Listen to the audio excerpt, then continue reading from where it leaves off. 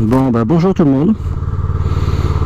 Alors là je suis sur une toute petite moto. Voilà, une petite moto, pas la cylindrée parce que c'est une 650, c'est le R6N de chez Kawasaki, 650 cm3.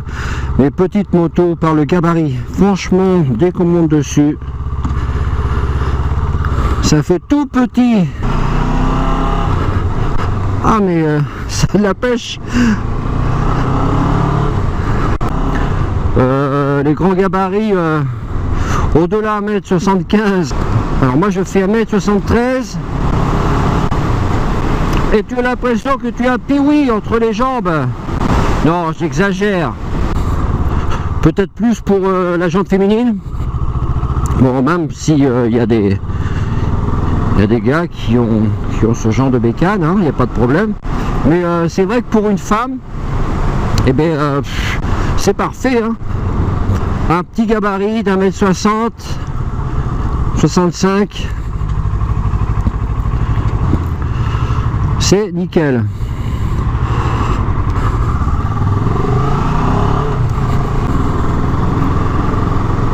Alors la selle de cette moto a été rabaissée, donc je ne sais pas exactement à quelle hauteur elle est. Donc la hauteur la plus courante d'une R6N est de 815 mm je crois, ou si je me trompe, je vous le mettrai en incrustation, mais je crois que c'est ça, ou 815 mm. Alors la position de conduite, ah ouais, je pousse les vitesses, mais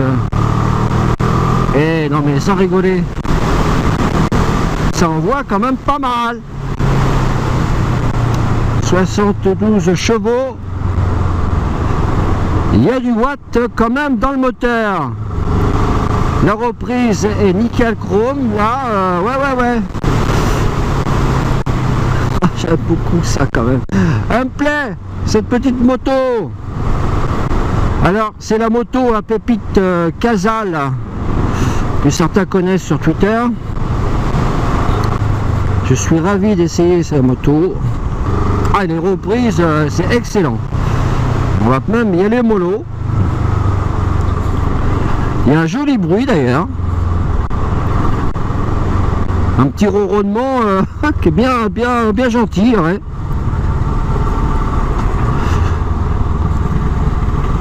Alors évidemment on a les jambes un peu repliées, c'est un roadster, faut pas l'oublier. Donc voilà, peut-être un peu moins replié que sur un Z que j'ai pu essayer auparavant. Mais on n'a pas une position qui tombe naturellement. Mais quand on aime les roadsters, oh putain, j'ai failli échapper la pédale de frein qui est courte quand même. Ah ouais, toute petite, qui est courte. Bon, derrière apparemment ça freine pas énormément. Ouais. Il y a moyen de s'amuser avec ça. Franchement, 650 cm3, mais alors, ça envoie. Alors, il y a un joli tableau de bord avec un compte-tour à aiguille. C'est assez rare pour être signalé quand même. Hop là, on va descendre encore une vitesse, c'est bon. Ouais, le compte-tour à aiguille a du plus bel effet, je trouve. Alors, dessous, il y a un écran digital avec le kilométrage par heure, l'heure.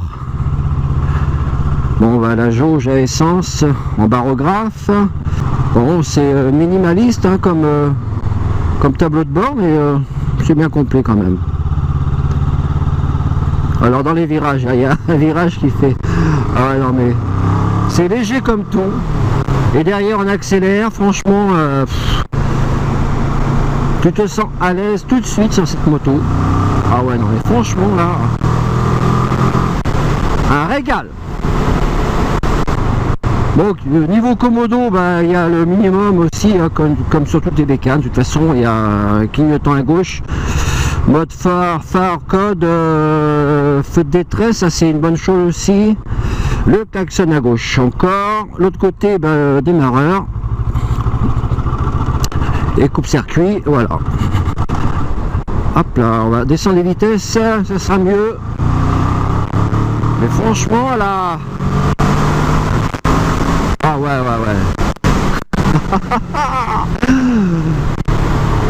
Elle a une bonne pêche, cette petite bécane là. Ben, le confort est pas mal, hein. La selle, c'est pas une selle confort, mais bon, non, franchement, tu ressens pas de douleur tout de suite, quoi. C'est pas mal. Il y a un réservoir de 16 litres sur cette moto. Bon, ça permet de faire des bornes, hein. C'est pas quelque chose qui consomme énormément non plus. Oh non mais... putain. Excellent. Il y a un frein-moteur qui est du tonnerre, qui t'aide bien, qui doit bien t'aider quand tu es en difficulté. Et là, tu mets les watts. Allez, c'est parti mon kiki. Voilà, génial. Bon après, je vais encore le redire pour une énième fois, il n'y a pas de bulle. Donc on en prend plein la gueule. Je sais pas, je suis monté à 130 là, et voilà, hein, t'as le coup qui fait mal, les cervicales qui font mal. Faut pencher la tête, merde, j'ai raté le truc, faut que je m'arrête. Il n'y a pas de temps mort entre les rapports. Ça c'est bien surprenant. Par contre la pédale de frein elle est toute petite.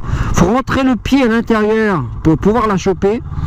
Et bien je l'ai raté 2 fois là. Ça fait bizarre. Bon, je vais m'arrêter là. Je vais vous présenter un petit peu la bête. Bon, c'est pareil, c'est une moto qui est connue, hein. Alors la béquille elle est là. C'est bon.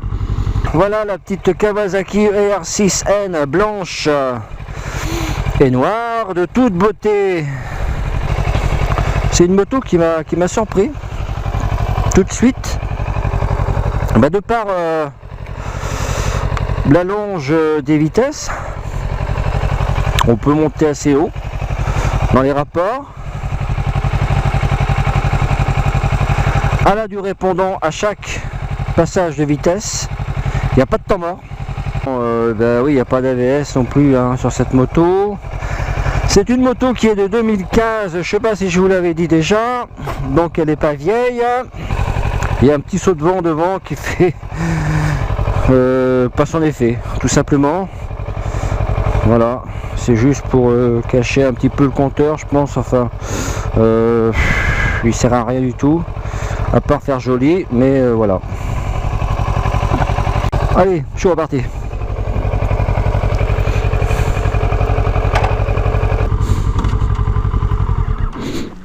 Le fail.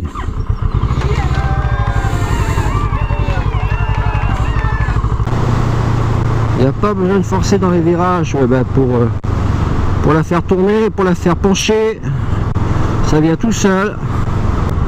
On ne le retrouve pas sur toutes les bécanes, ça. Je suis désolé. Alors là, je redémarre en 3. Et ça repart facilement. Alors, je regarde, mais apparemment, il n'y a pas d'indicateur de rapport engagé. Encore une fois, chez Kawasaki. J'ai beau regarder, je ne le vois pas. Il n'y a pas l'indicateur de rapport engagé. Ça, quand même, chez Kawa, il pourrait faire l'effort. Bon, les rétros, hein, s'ils sont bien réglés, franchement, on y va parfaitement bien dedans. Il y a juste à tourner la tête un petit peu, à droite comme à gauche. Alors, j'aime bien le petit bruit. Elle fait pas un bruit d'un pot à Krapovic, évidemment, c'est le pot d'origine qui est dessus. Mais ça ronronne bien gentiment quand même. Et alors, il n'y a aucun temps mort dès qu'on tourne la poignée. Pourtant, je crois pas qu'il y ait le ride by wire sur cette moto. Je crois pas, non. Mais dès qu'on tourne la poignée, ça réagit tout de suite. Et puis alors, voilà, ça c'est agréable même, on n'est pas obligé de redescendre tous les rapports. Voilà, ça j'ai fait une petite glissette sur la bande blanche, mais c'est pas grave. J'adore. Et puis alors, à manœuvrer, bon évidemment c'est hyper léger. C'est hyper léger comme moto.